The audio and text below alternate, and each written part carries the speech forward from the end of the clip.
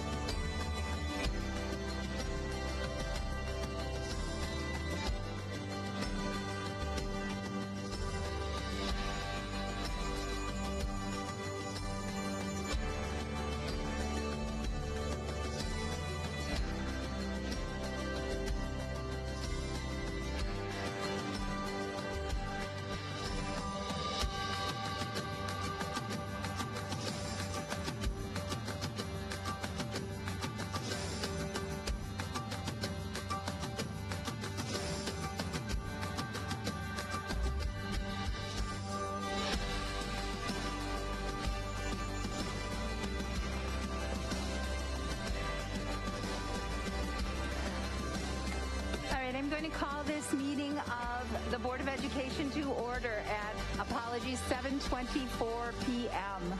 Please call the roll. Ms. Pearson? Present. Mr. Rollins? Here. Ms. Mohammed? Here. Mrs. McCulloch? Here. Mr. Siegel? Mr. Connor? Ms. Stanford? Here.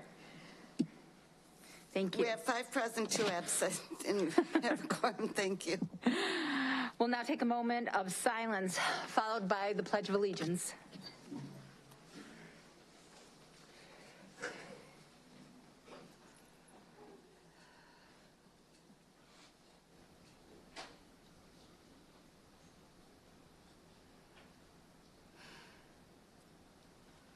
I pledge allegiance to the flag of the United States of America and to the republic for which it stands, one nation, under God, indivisible, with liberty and justice for all.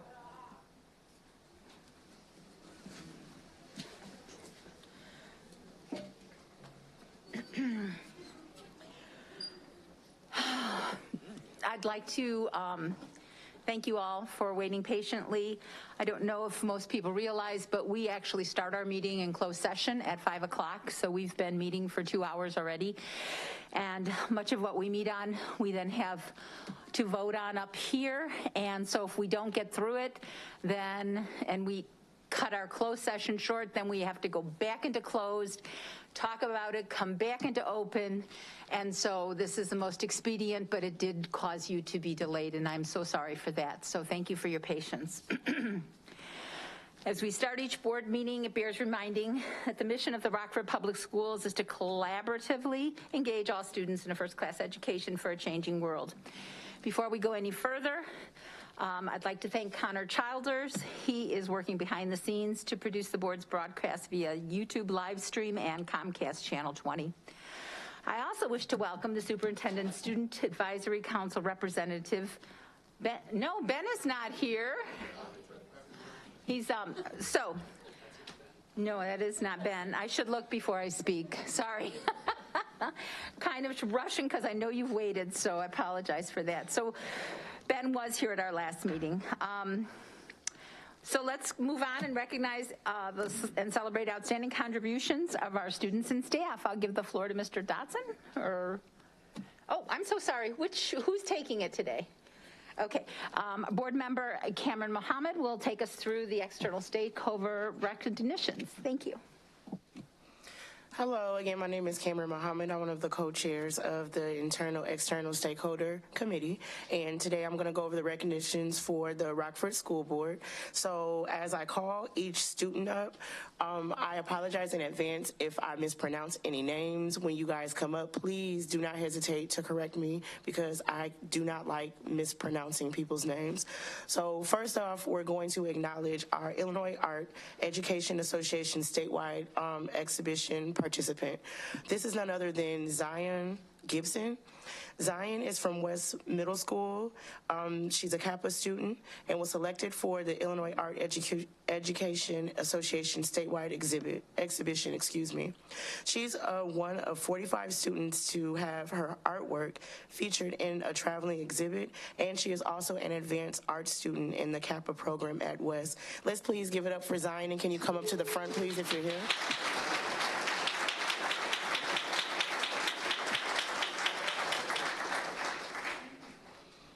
All right, Zion is not here, so we will go along with the next category.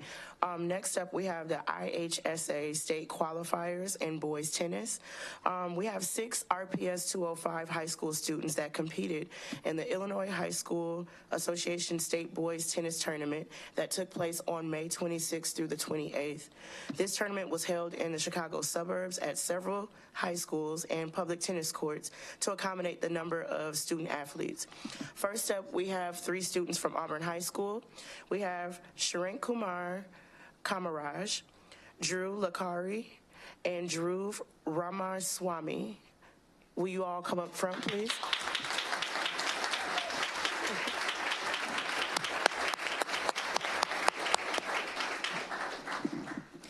Next up, we have 3 students from Guilford High School, Joe Gesmer, Wyatt Lane, and Andrew Roberts. Can you all come up front as well, please? Congratulations.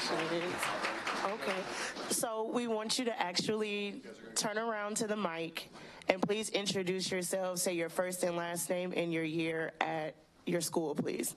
My name is Drew Carey, and I was a senior at Auburn High School. Sit down. I'm Sharon Kumar Kamaraj, and I was a junior at Auburn High School.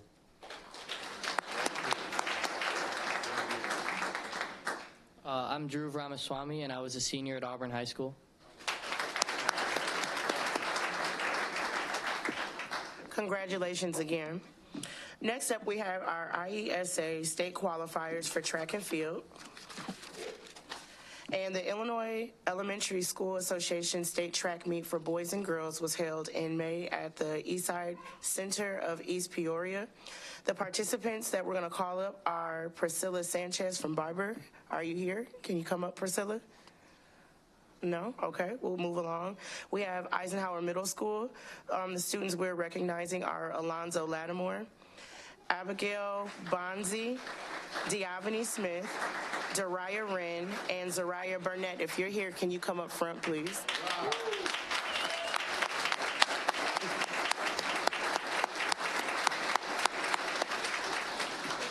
Please step up to the mic, say your first and last name, your grade, and your school, please. My name's Abigail Bonzi. I'm in 8th grade, and I go to Eisenhower Middle School.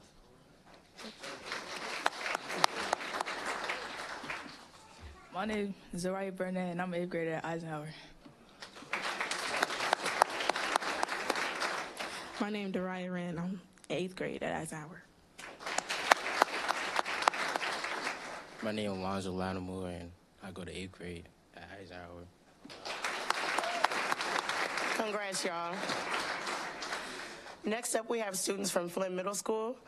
Kiana Holloman, Myeri Good, Dariana Edson, Mariah Horn, Sean Fleming, Christian Wheeler, Adonis Pickett, and Janardi Turner. If you're here, please come up to the front. Please say your name, your grade, and your school. My name is Myeri Good, and I'm a 6th grader at Flint Middle School.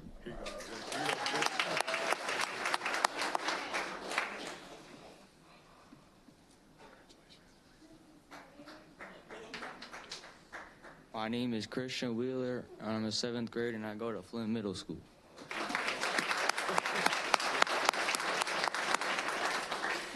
Next up, we have Nora Wedwick from Thurgood Marshall. Are you here, Nora? Okay, we can still clap it up for her, though. Let's give it up for Nora. And then lastly, we have Kayumba Yanga from Risa Middle School. Kayumba, are you here? No, we can still clap it up for them, though. All right, next category, we have the IHSA state qualifiers for track and field. And the Illinois High School Association State Track Meet for boys was May 26th to the 28th at Eastern Illinois University in Charleston. The track meet for girls was on May 19th, 21st at Eastern Illinois University as well. And the Guilford High School advanced student athletes to compete in 7 events at the girls state track meet, which is the most we've had in program history. So that's commendable right there, for sure.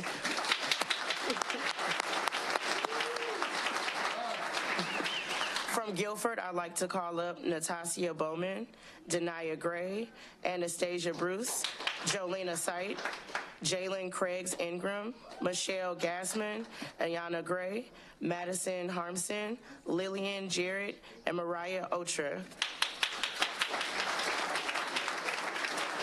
Oh, sorry, y'all, we got a few more. Can I make a request? If we have seniors, would you tell us what your plan is for next year? If you're, anything else, we're going to hopefully have you back up here next year. Excuse me, I had some more students, actually. I was calling from Guilford. Sorry, Jude. Amanda Curry, Brandon Lawson, and Mike Smith Jr. Are y'all here? No? Okay, now you ladies can introduce yourselves. My name is Natasia Bowman, and I'm a freshman.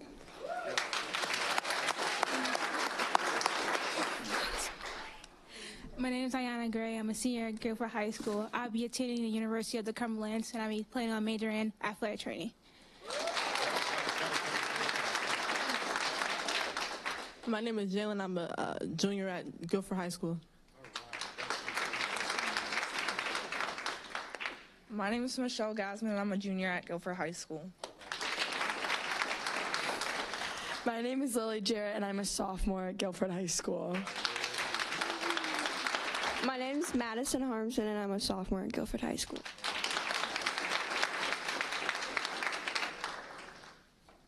Next up from Auburn High School, we have Essence Horton Graves. Essence, are you here? No, let's clap it up for Essence regardless. From Jefferson High School, we have Chauncey Jackson. Is Chauncey here? Clap it up for Chauncey, please. And from East High School, we have Leo Bueno, Javius Catlin, Jeremiah Crawford, DeTerrace Dotson, Marquez Gray, Miles Lang, and Trenton Lewis. Can you come up front, please?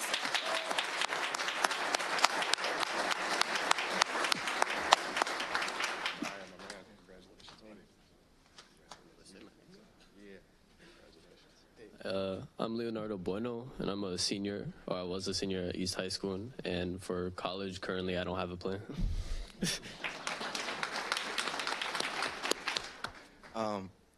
My name is Jeremiah Crawford. I was a senior at East High School. I'll be attending St. Ambrose University to major in nursing.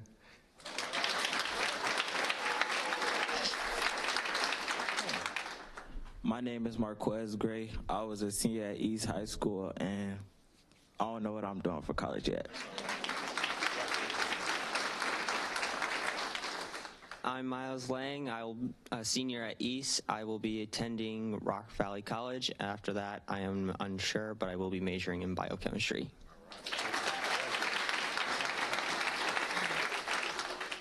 My name is Trenton Lewis. I'm a junior at East High. That's it.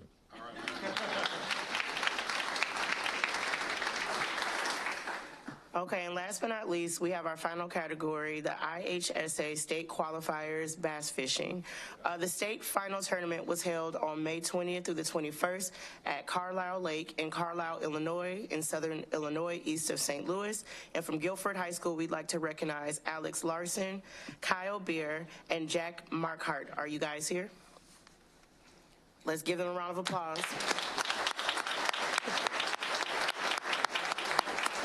Congratulations again to all of you wonderful students on your amazing accomplishments.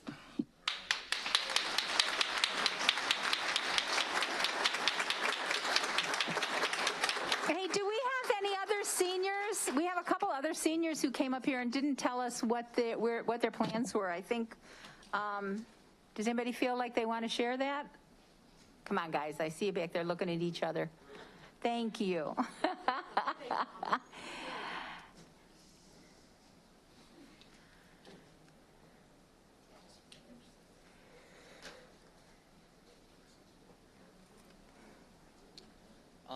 I'm going to be attending University of Southern California as a pre-med.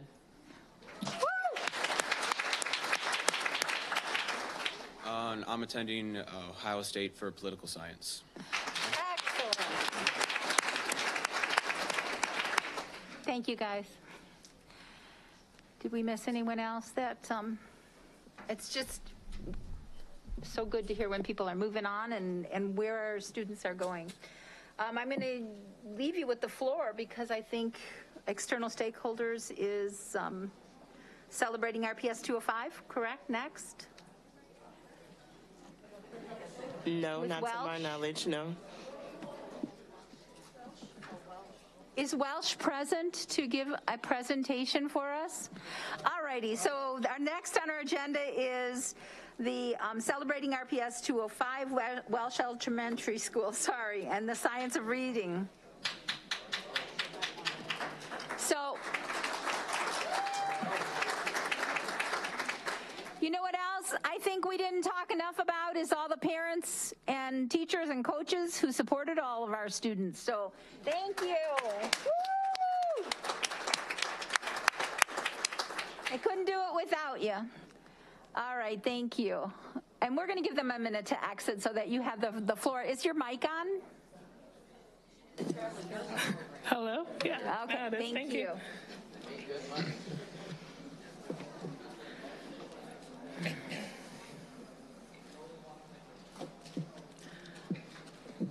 All righty. The floor is yours, and I'm assuming you'll introduce yourself to all of us. Thank you. We will. Thank you. All right. First, we would like to thank you guys for your time tonight. We are very passionate and excited about what we're about to share with you, but we'll try to move through it relatively quickly. So this is the Welsh Way and the Science of Reading presentation. We are all from Welsh Elementary School. I am Annie Pfeiffer. I'm the instructional coach there. This is Whitney Reed. She is one of our second grade teachers. And this is Chris Reuter. He's one of our fourth grade teachers. And real quickly, I want to give a quick shout out to our principal for the last 4 years, Blake Hand. He's been instrumental in making all of this happen. We couldn't have done it without him. And, and our AP, Tom O'Brien, as well. He's been a learning partner throughout this whole journey, and it's been really, really special. So tonight we're going to talk to you about our journey through the science of reading this year. We're going to talk a little bit about the science of reading in practice. We're going to share with you some results we've had, and then at the very end we have a really short student video. So let's get into it. So this all started with a podcast. So about a year and a half ago, I listened to Emily Hanford's Hard Words, Why Aren't Kids Being Taught to Read? And it completely changed my life. So one of the quotes from the podcast is that if 95% of kids can learn to read, why aren't they? And I got a bunch of people at Welsh to listen to the podcast, and Blake and I took a really hard look at our data after that, and it wasn't very good. Across the board, our reading data was pretty rough, and it had been for lots and lots of years. So one data point that really stood out to us was that 53% of our kindergartners through second graders scored in the red zone, which is the lowest level in reading foundational skills, in the spring. So that basically means that we were sending over half of our primary students to the next grade without the reading foundational skills that they needed to be able to read. So as we all know, the quantitative data is data by numbers. However, we found our qualitative data aligned perfectly with our quantitative data. Simply put, our students were telling us exactly what they needed in regards to reading. So if you look at the board there, second grade, sounding out the words when they have a lot of letters. And in fifth grade, another end of the spectrum, sometimes I need help with big words. The students were telling us what they needed. So this is kind of our journey. First, we started with the podcast, and we all listened to it. And then we had what I like to call a science of reading learning explosion at our school. We were all learning about it, all talking about it. Blake and I sat down and created the Welsh Way, which was basically a plan to implement the science of reading. Last summer, we did science of reading PD for our teachers, and we gave them some resources to use in small group at our summer boot camps. And then this last school year was our initial implementation of the science of reading into classrooms. Chris and Whitney both did an action research project around it for their urban education class. And this May, we got our end of the year data.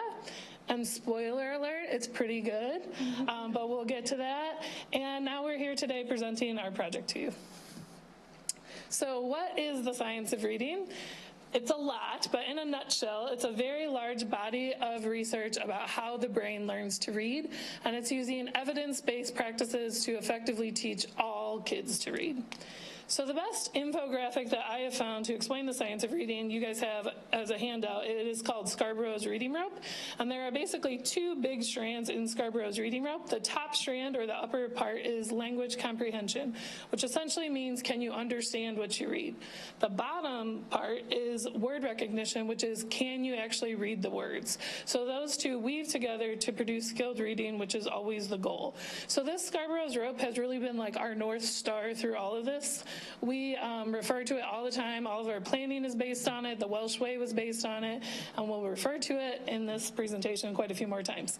So this is where research connects to real life in the classroom. If you look in the upper right corner, this was a note from a 4th grader at Welsh, and it says, "I don't know how to read."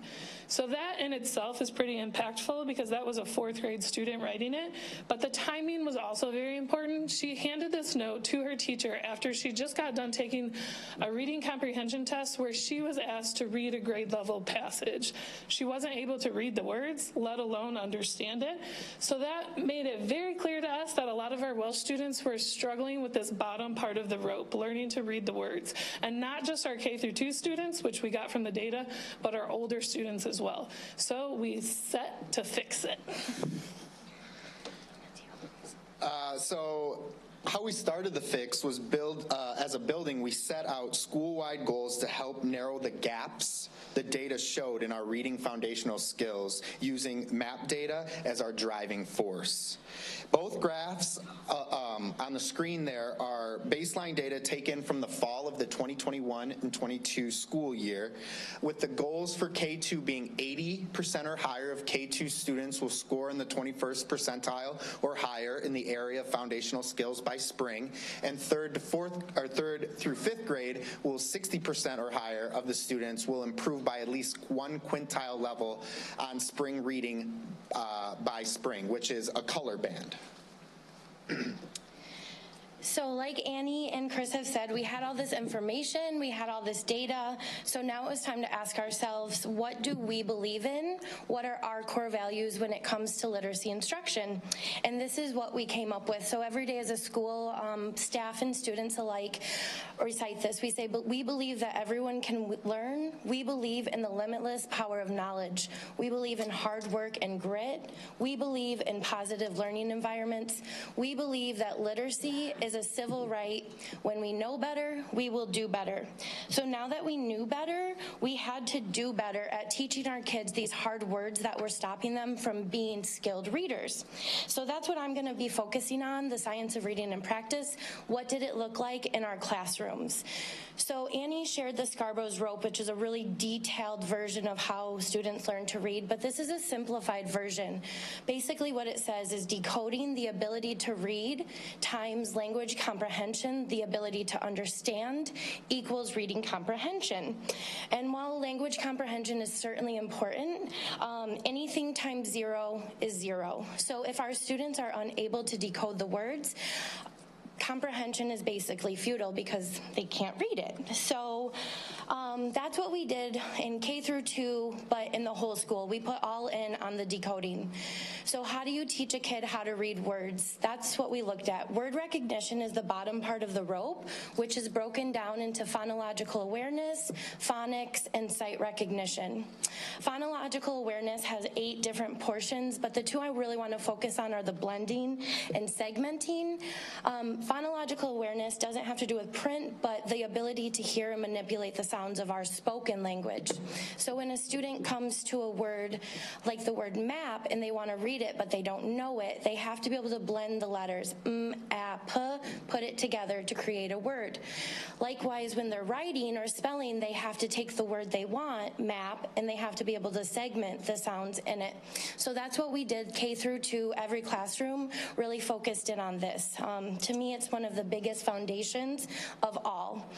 Next came phonics, and this is where, for me, my literacy instruction really got lit on fire. I absolutely love this because as a reading teacher, I always found it somewhat abstract, and this actually made it very concrete. I was able to teach my students how to crack the code of our written language so that they could read and write. So just a little glimpse into me and my wonderful teaching partner, Ms. Seibert, who's in the audience. At the beginning of the year, we started with very simple words, bad, mad, pad, and you can see we're looking at the letter sounds and how do they turn into words. Our sentences were simple because we wanted them to focus on the skill.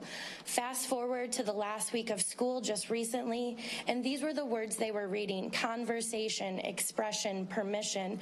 It certainly got more challenging as we worked through explicit instruction week after week, and I just want to zoom in really quick to this slide. The word was station. We picked up my uncle from the bus station, and to many of us, it might seem like a pretty fairly simple sentence to read or write.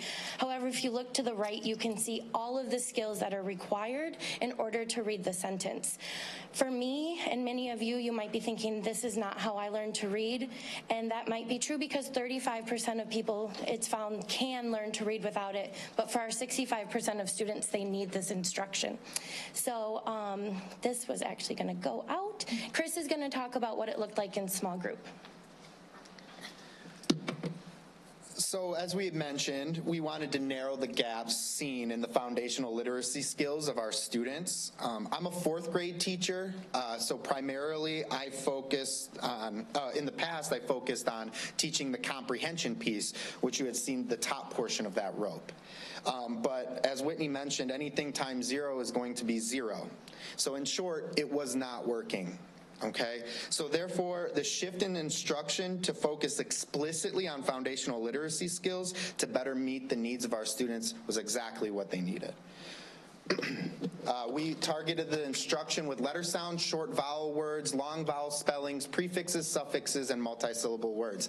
This might sound like a K2 skill, but I had struggling readers that needed these skills. All right. So did it work? We're going to look at some of our end of the year data from our school. So right here we have our map growth. On these charts, Welsh is the red and the district is the blue, and it's separated by grade level. So you can see in the spring of 2019, our growth was well below the district growth. And now just in spring of 2022, after we have implemented the science of reading, our growth is well above it. And we are starting to close the achievement gap for the first time ever.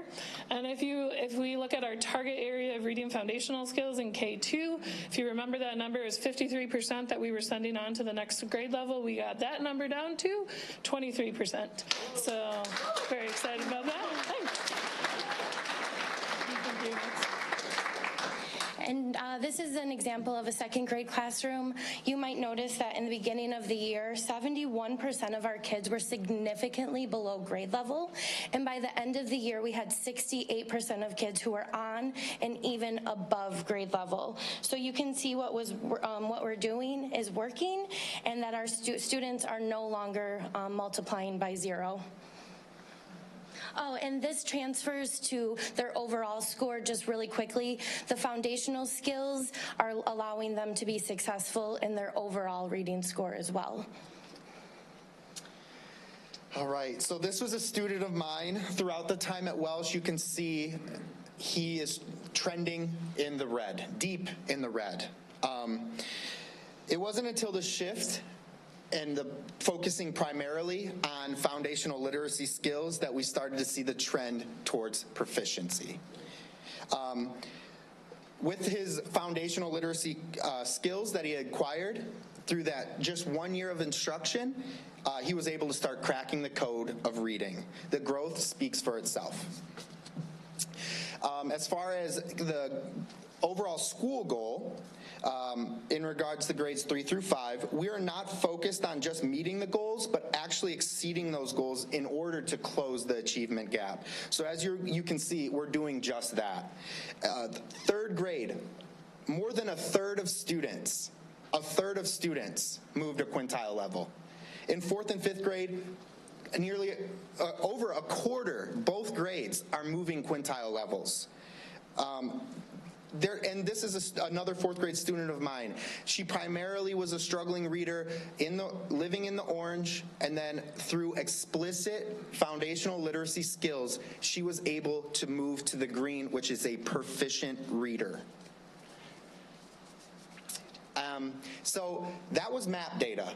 This transferred over to our IAR data as well. As you can see, the focus in the red, our students were in the red. 60.2% of students were in the red, and after 1 year, we were able to move 10% of those students out of the red onto trending and proficiency. So our next steps, because we're not done, we're going to continue what we're doing in small group instruction because it is working. We're going to have a heavier focus with Tier 1 on the upper part of Scarborough's rope next year. We have a lot of science of reading, professional development already planned. Some of it we're leading, some of it we're receiving. And then this one is really exciting for me district-wide. In the last month and a half, I've had 7 instructional coaches from other buildings come to Welsh to talk to us about what we're doing, and even some principals came with their coaches. So I'm just really excited to keep the conversations going with them to try to help them implement what we've done. All right. It's just one last thing. I know this is long, but in conclusion, we went back to the qualitative data, listening to our students, which at the beginning told us they weren't able to read. And these students obviously went by their quotes. I used to be just a math guy, but now I know how to read, and my favorite strategy is pulling my sounds. Before, I felt nervous because I didn't know the words, and now I feel proud because I read them perfectly. So the science of reading is giving us the tools as teachers to provide what our students need to be skilled and confident readers as well. So we have a 2-minute video if we have time. I know it's been long, but it's about the students showing what they're able to do. So if we could play that really quickly.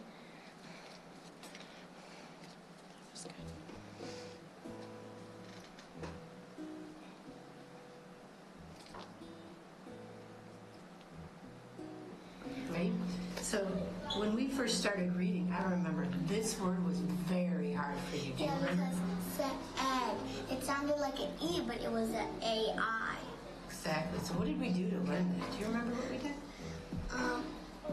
We built it the word, but it was actually A instead of E. Because the E was silent. Did we do it just one time or lots of times? We did it lots of times to figure it out. And now, is it automatic? Yeah. Yeah, when you look at it, you just know that word, right? That's pretty one cool. Of the fastest words you read now.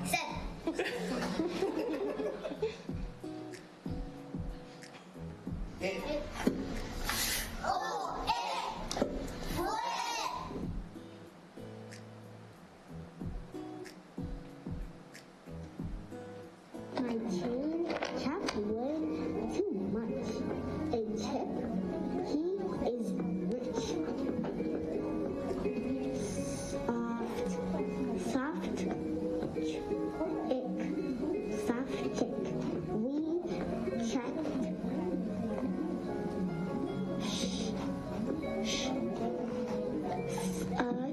Such fun. Dogs itch.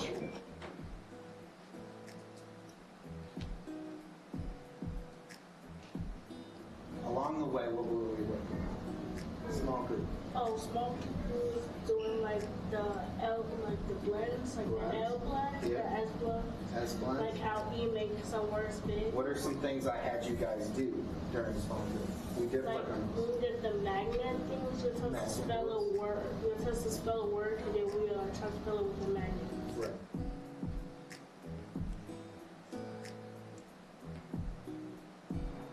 Okay, watch me. I'm going to count your syllables. You are going to tell me my word.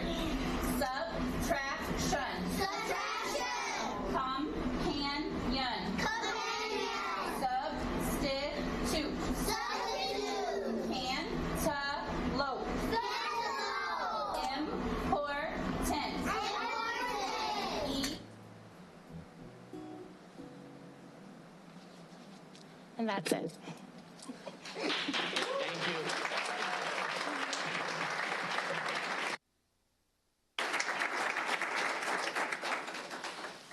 Do any of the board members have any questions, or I don't see any lights on. We're thrilled to have you. Computer and microwave can be a few minutes off, so. That's right. Anyways, it is the focus. This board is so excited to have success in that area, and I don't know that you're staying around, but your assistant principal, Tom O'Brien, will be voting on his next job at your school for next year, so thanks for the good recommendation. But the scores speak for themselves and what you're doing, and it's really good to have you here. Thank you. Tim? Yeah, I guess I do sort of have a question. So this has been a focus of ours, and I know that the district has literacy programs. So how is what you're doing different than the district-wide programs that we are doing, Reading Horizons and integrated literacy? It's in addition to all of that. So we've done Reading Horizons and integrated literacy for the past, 6 years, and it wasn't really moving our students, but it was when we really started to learn about the science of reading and the why, and get a couple resources that helped with small group instruction that we really saw the move. And one of the biggest changes is we're moving away from traditional guided reading in the early grades to skill groups based on the science of reading. So that would be probably like the biggest maybe shift, but there's other schools doing that as well, or starting to, especially now. So we do all of that. This is just in addition to, and really understanding the why behind it all. Okay, thanks. Yeah. And you said 7 other instructional coaches have been to your building this year? 7 other instructional coaches have been in the last month to learn about what we're doing, and a couple of them even got their principals to come, which is huge. I think a strong principal-coach relationship with this is really important to make it successful. You got to be all in, everybody. I did leave our emails on the handout, so we're welcome to have you guys visit. I know we're out of school right now, but in the fall, or if you guys want to reach out and talk more, we just love to talk about this. So. And when you said you've been doing instructional or integrated literacy and the Reading Horizons for the last 7 years, and that it hadn't moved until you added the science of reading component and the Welsh ways, so to speak.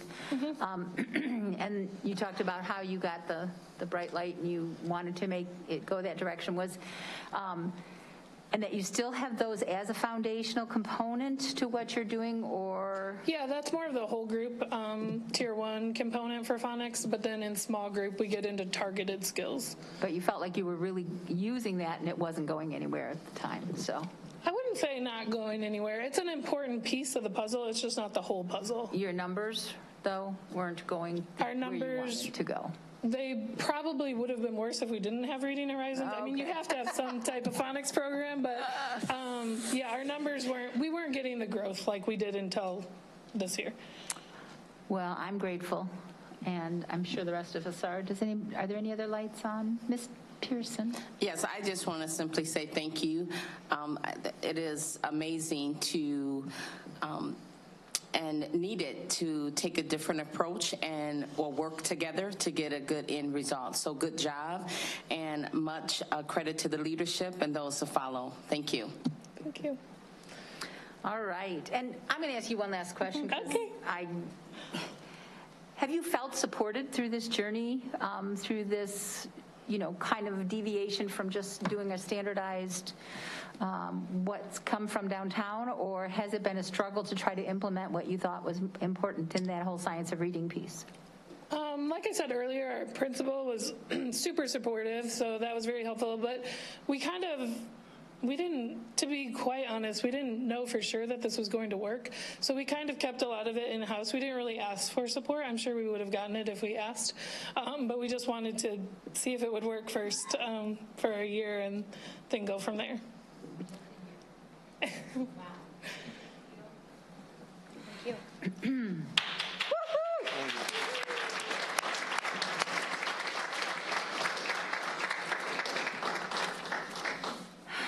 We're now at the petitions and communications portion of our meeting. When we invite the public to make comments, the board will not respond to comments at this time. If it is appropriate, you'll be contacted in a timely manner by staff. Each speaker will be allowed no more than 2 minutes to address the board. It's not appropriate to address individual board members or individual administrators, or to discuss matters that would otherwise be confidential in such open meetings.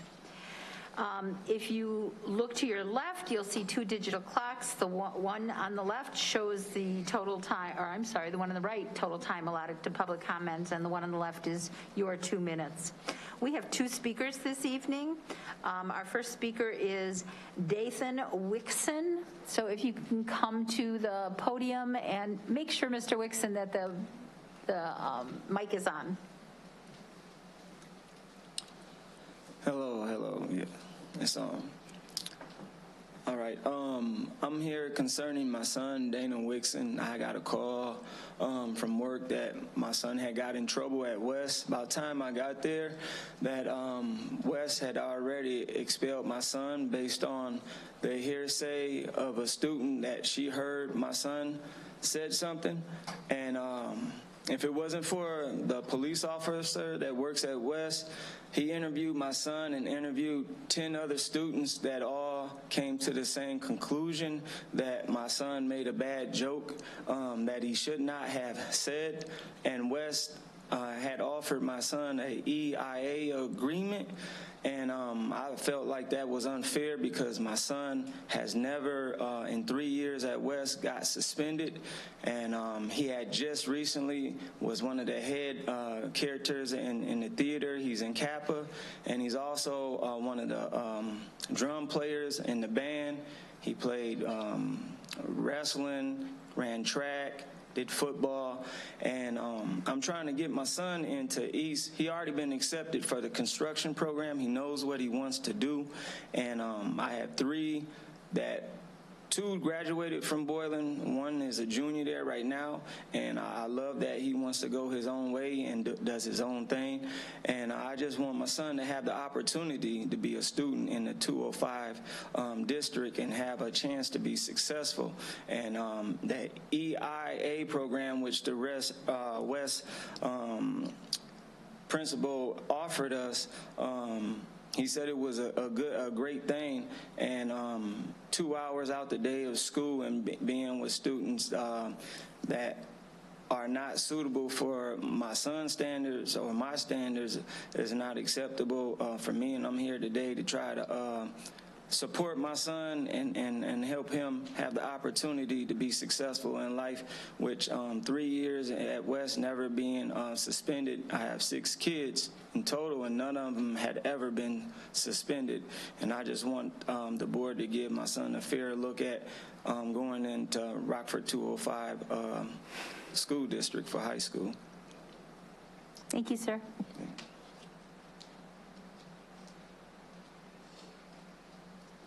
Our second speaker tonight is Nina Gianangeli. Did I get it the second time? You were so good to give me the pronunciation. It's Gianangeli. So close. My students call me Miss G. We just go with that. Yeah. My name is Nina Gianangeli. I am a teacher in a neighboring district and a Rockford native. At the April 26th board meeting, I spoke about the urgent importance of supporting RPS educators and using the new code of conduct restoratively and equitably. I talked about staff needing ongoing, job-embedded, and collaborative professional development to accomplish this goal. It is essential that district leaders plan for this type of professional development so that the teachers can respond to student needs as soon as the next school year starts. Most educators embrace lifelong learning opportunities, and all of us need district leaders to provide ongoing education about the best way to equitably respond to our students' needs. So I implore the district to offer and ensure attendance to planned and well-structured opportunities that help educators do the following: identify, reflect on, and root out implicit biases. Students of color, students living in poverty, and students with disabilities find themselves pushed out of school life and cut off from meaningful relationships because the implicit biases of educators working on the system go unchecked, often because we don't know they're there. They need to engage with continuous learning about students' cultures and ways to dissolve barriers to their learning, such as the local situation around food insecurity and unstable housing. And they need to collaborate regularly with fellow educators, district leaders, students, and families to evaluate if they're meeting their commitment to respond to student behavioral needs and keep students in school. I was pleased to see so many options in the summer catalog for professional development offered. Still, we want to know how the district plans to ensure all educators gain access and attend professional development events that align with implementing these goals. So I've itemized some questions for you to consider, and if you have responses, my contact information is at the bottom of the handout. Thank you.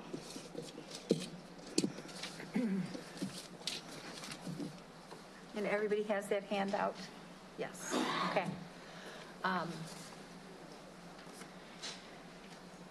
Before we move on, I'm sure the rest of the board members are wondering if the first speaker's child is on our discipline packet for this meeting, and it is not. So that will be coming to us for a future meeting. All right, so board member comments. Does anybody? Mr. Pearson. Yes, I want to first congratulate all of our graduates for the class of 2022. It was a wonderful experience again. Some logistics, of course, could be worked out, but congratulations to our students who put such an effort. I want to just kind of focus in on some stories that I heard at Roosevelt High School, and I am appreciative that we have a significant path for education given life events and specific circumstances. So I heard some very promising future for our students as a result of Roosevelt. So it definitely has its purpose, and I was just very happy to hear the progression that will take place as a result of Roosevelt. Secondly, I want to thank Lewis Lemon teachers. I had an opportunity to visit Lewis Lemon. I would add that the setting will have to be different, but I want teachers everywhere to know that your voice matters, and we are interested in your voice. There is a specific way that we need to handle it, so it's not an impossible thing to do. We do have an ear for you. So thank you to Lewis Lemon teachers for the unity, the teamwork, and the genuine effort. And I want administration to know that I'm sure that it is not easy for the task at hand, but teachers and administrators working collaboratively is very important, so thank you. Thank you, Ms. Pearson. Mr. Rollins, you look like you want to touch that. I just want to congratulate everybody for making it through the school year. It's been it was a trying school year for everyone, and not just in RPS. Educators across the country were experiencing similar stresses. It's just been a tough year to be an educator. Hopefully this has been a transition period. Hopefully we've gotten everybody more used to going to school on a regular basis. Hopefully we're getting people more socialized, and not just in RPS, but across the country. Nothing that we experienced is really different than what other teachers have experienced in other districts. It's just been a tough year for teachers across the country. My wife is a member of some Facebook pages with educators across the country. They were reporting exactly the same things that we're hearing about in our school district. At the beginning of the pandemic, I said it was going to be an interesting experiment whether remote learning actually works. And so it was an interesting experience, but I think we have the answer. Certainly not the way it was done, and certainly not for large populations of students, and particularly low-income students. It is not an experiment that worked out well, but we have significant learning loss among many of our students. We are, with the help of federal funding, we have all sorts of opportunities to try to start closing those gaps and make up some of that learning loss. There are all sorts of interesting programs that are going to be offered this summer, and if you know any student in this district, make sure that they're aware of it. Try to encourage them to sign up for those programs. Some of them look really, really interesting, so I hope we have a high uptake for those programs, and I sincerely hope that they make a difference. Okay. Yeah, congratulations to the graduates. I was a little incapacitated, but I watched every graduation all the way through. I thought our district did a beautiful job with the stages and the banners and personalizing to each school. I know that we had some concerns about rain, but I think those concerns were a lot better than 100 degrees. And so I'm grateful that we did kind of make through it without having today and tomorrow's weather. Dr. Jarrett, it's time for your superintendent's report. Do you have anything for us? I think with the very robust student recognition followed by a wonderful staff report this evening, I think I will stand on that for my report this evening. Sounds good. So we'll move on to the items that proceeded through the Performance and Monitoring Committee. Is there a motion and a second to approve item 7A, Board Policy 4.32, Operational Services, Tax Abatement? So moved. Second. Thank you. Is there any discussion? All right, seeing none, please call the roll. Ms. Pearson? Yes. Mr. Rollins? Yes. Ms. Mohammed? Yes. Mrs. McCulloch? Yes. Ms. Stanford? Yes. The motion passes with 5 yeses, 2 absent. Thank you. Ms. Stanford, are there any other follow-up items from your committee? No. Then we'll move on to the items that proceeded through the Planning and Development Committee. Is there a motion and a second to approve item 8A, the designation of accrued interest earned? So moved. Second. Thank you. Any discussion? Seeing none, I'll ask the coordinator to call the roll. Mr. Rollins? Yes. Ms. Mohammed? Yes. Mrs. McCulloch? Yes. Ms. Stanford? Yes. Ms. Pearson? Yes. The motion passes with 5 yeses, 2 absent. Thank you. Is there a motion and a second to approve item 8B, physical security assessment? So moved. Second. Thank you. Any discussion, questions? Mr. Rollins. I've mentioned this in committee, but I'll mention it in open session to the board. This is actually not a response to what happened in Texas. This was already in the works. We did a comprehensive physical security assessment back in 2015. The administration had taken the initiative months ago to say it's time to update that. That had come through my committee probably 2 months or a month before Uvalde happened. But certainly with what happened in Texas, this is on the front of everybody's minds, and we all know how important this is. Thank you. Seeing no other lights, I'll ask the coordinator to call the roll. Thank you again, Welsh. Thank you. Ms. Mohammed? Yes. Mrs. McCulloch? Yes. Ms. Stanford? Yes. Ms. Pearson? Yes. Mr. Rollins? Yes. The motion passes with 5 yeses, 2 absent.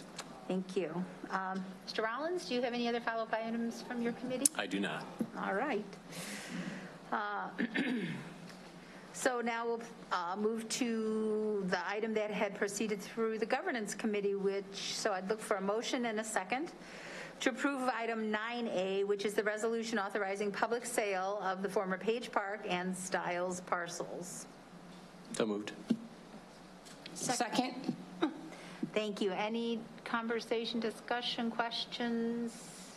Seeing no lights, I'll ask the coordinator to call the roll. Mrs. McCulloch? Yes. Ms. Stanford? Yes. Ms. Pearson? Yes. Mr. Rollins? Yes. Ms. Mohammed? Yes. The motion passes with 5 yeses, 2 absent. Thank you. We're now on to the consent portion of our meeting, which includes items previewed by the board committee chairs during the committee of the whole. That is payroll, accounts payable, purchase orders from FY22, purchase orders from fiscal year 23, air travel, construction pay request log, resolution authorizing fiscal year 23 depositories, investment managers, dealers, and brokers, the Etnire Foundation grant, recurring approval of consolidated district plan and Title I,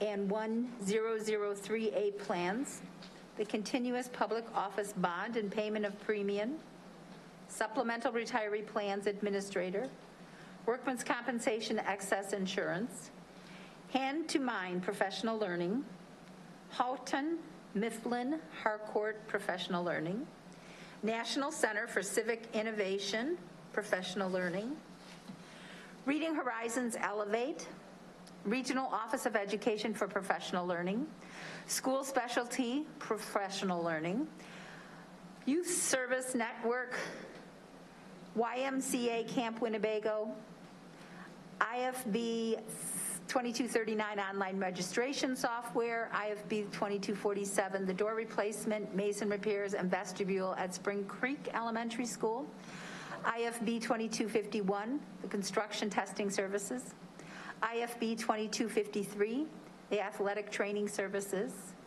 RFP 2254, the fire alarm service, maintenance, and testing. The consent items from Planning and Development Committee are as follows: Boys and Girls Club, Grace United Methodist Church, Rockford Art Museum, Rockford Dance Company, Rockford Symphony Orchestra, and the YMCA. The consent agenda items moving through Governance Committee include the minute meetings of 5/24/22, the 2022-23 Illinois Association of School Board annual dues, contract purchase orders for fiscal year 23, and the Freedom of Information log. I'd entertain a motion and a second to approve these consent items. So moved. Second. Are there any consent items board members would like to have pulled for separate consideration? Mr. Rollins. 10, I'm going to get it here. 10V is in Victor. The door replacement? Door replacement, Yes. IFB, I'm just reading it, IFB 2247. All righty. Any other items board members might wish to have pulled? Seeing, Ms. Pearson? We're not on 13 yet, correct? No, ma'am. Thank you. No problem. Okay, seeing no lights on, I would ask coordinator to call the roll on all the consent items read with the exception of 10V as in Victor. Ms. Stanford? Yes. Ms. Pearson? Yes. Mr. Rollins? Yes. Ms. Mohammed? Yes. Mrs. McCulloch? Yes. The motion passes with 5 yeses, 1 absent. I'll entertain a motion, 2 absent. Oh, I heard 6. I'll entertain a motion and a second for item 10V as in Victor, the door replacement, mason repairs, and vestibule at Spring Creek Elementary School. So moved. Second. Thank you. Anybody? Yes, Mr. Rollins, discussion. One quick comment, but I really wanted I pulled it for a different reason, but I'll just point out this is yet another situation where we've only got one bid, although it came in below our budget, so that's not a real issue. But I'm just hearing throughout the community that this is what's going on throughout the community, is that everybody's busy. All the contractors are busy, and it's getting increasingly hard to get competitive bidding. And we're part of the problem because we're spending so much money, which leads me to the real reason. This has the word door in it, and it just reminded me, there was a very long article in the Wall Street Journal in the past week about how schools are spending their ESSER funds, and I kind of came to the conclusion that either we're being too restrictive in what we're using it for, or other schools are, let's say, they're interpreting it differently, because it specifically said the schools are using that money to replace roofs, to replace doors, to replace carpeting, to replace windows, and we're being told we can only do it for air quality. So I guess my question is, I just asked somebody in the administration to take another look at that and to see whether we're being overly restrictive in our interpretation, because other school districts seem to be finding ways to pay for things that, and we know we've got roof replacements coming up. I'm happy to send you the article if you didn't see it.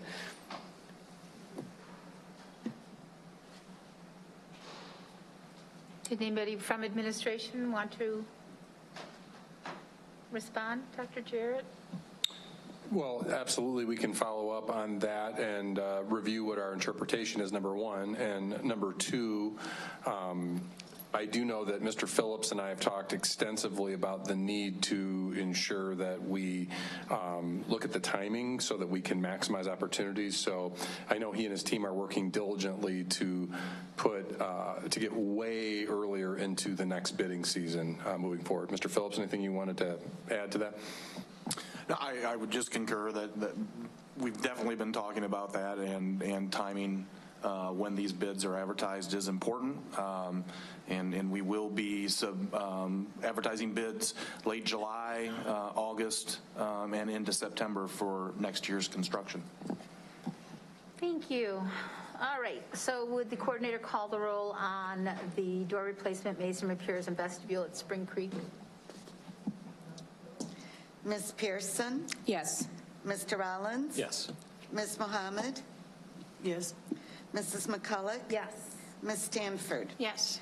The motion passes with 5 yeses, 2 absent. Thank you.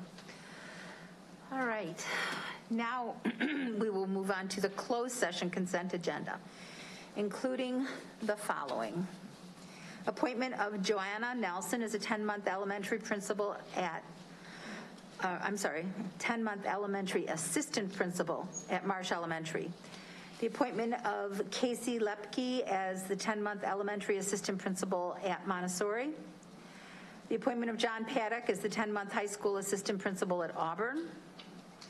The appointment of Brian Fleisner as the 10-month high school assistant principal at Auburn. The appointment of Thomas O'Brien as the K-5 interim administrator at Welsh Elementary School. The appointment of Laura Greer as the 11-month elementary principal at Spring Creek. The appointment of Alicia Jones as the 11-month elementary principal at Lewis Lemon. The appointment of Ryan Noschreiner as a 12-month assistant principal at Auburn High School. The appointment of Jacob Sayer as the 12-month secondary principal at Lincoln. The appointment of Jessica Graffey as the 12-month director of special education.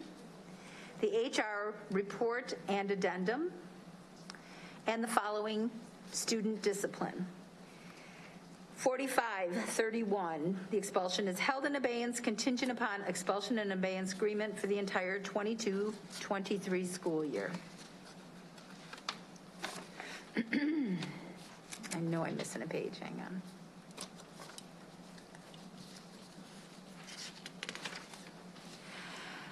.4532, the expulsion is held in abeyance contingent upon expulsion and abeyance agreement for the entire 22-23 school year. 4533 is expelled through the end of the 22-23 school year. 4534, the expulsion is held in abeyance contingent upon an expulsion and abeyance agreement for the entire 22-23 school year, which would include the successful completion of the refresh program. 4535 is expelled through the 2023-2024 school year. 4536 is expelled through the end of the 2022-2023 school year. 4537, the expulsion is held in abeyance contingent upon an expulsion and abeyance agreement for the entire 22-23 school year. 4538 is expelled through the end of the 22-23 school year. 4539 is expelled through the end of the 22-23 school year. 4540 is expelled through the end of the 22-23 school year. 4541, the expulsion is held in abeyance contingent upon an expulsion and abeyance agreement for the 22-23 school year. 4542 is expelled through the 22-23 and 23-24 school years. 4543, the expulsion is held in abeyance contingent upon an expulsion and abeyance agreement for the 22-23 school year. 4544, the expulsion is held in abeyance contingent upon an expulsion and abeyance agreement for the 22-23 school year. 4545, expelled through the first semester of the 2023-2024 school year. 4546 is expelled through the end of the 22-23 school year. 4548 is expelled through the 22-23 school year. 4549 is expelled through the first semester of the 23-24 school year. 4550 is expelled through the end of the 22-23 school year. 5017, the 4-day suspension is affirmed. 5018, the 4-day suspension is affirmed. We'll also be voting on the following EIAs. 1124, 1125, 1126, 1129, 8600, 8601, 8602, 8603, 8604, 8605, 8606, 8610, 8611, 8612, 8613, 8614, 8616, 8617, 8618, 8619, 8620, 8621, 8624, 8626, 8627, 8628, 8631, 8632, 8633, 8635, 8636, 8638, 8639, 8641, 8642, 8647, 8648, 8649, 8650, 8651, 8652, 8654, 8655, and 8656. Is there a motion and a second to approve the closed session consent items? So moved. Second. Are there any closed session consent items board members wish to have pulled for separate consideration? Ms. Pearson. Yes, 13C and D. Okay. 14C, 14F, 14R, 14, I'm sorry. Not R? Yes, 14R. Okay. And 14S. All right. And any other lights? Ms. Pearson, having pulled those, would you like those all taken individually, separately, or will we be able to do those as a group? The 13 and 14 separately. Sure. So with, I'm going to ask the coordinator to call the roll on the approval of all the closed session consent items which have not been pulled. Those include 13C and D and 14C, F, R, and S. Okay. The ones that aren't pulled. This is for the ones that are not pulled. Mr. Rollins? Yes. Ms. Mohammed? Abstain.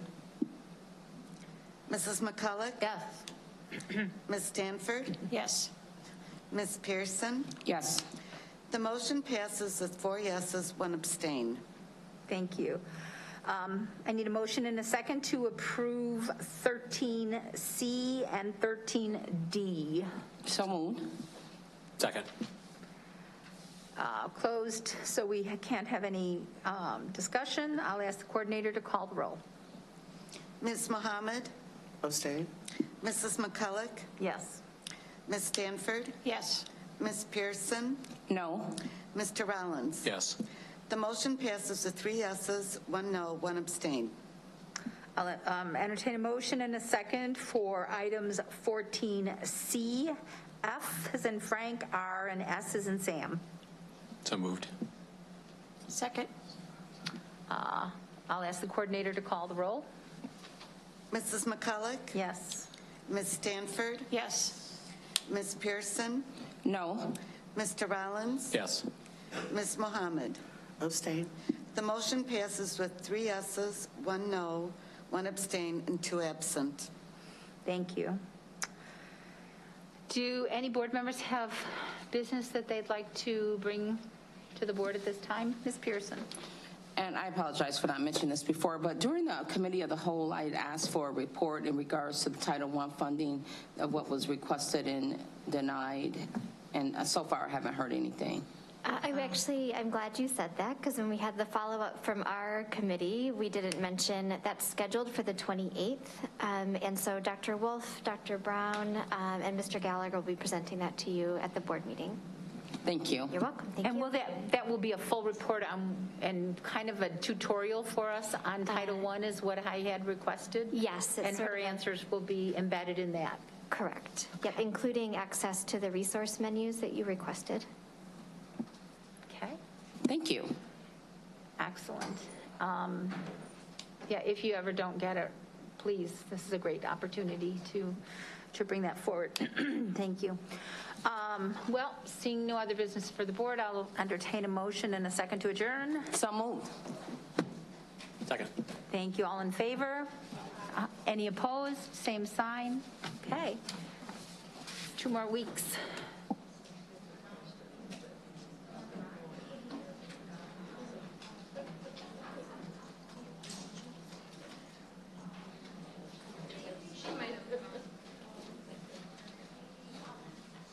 Thank you for coming, even though you're not feeling great. I appreciate it. That was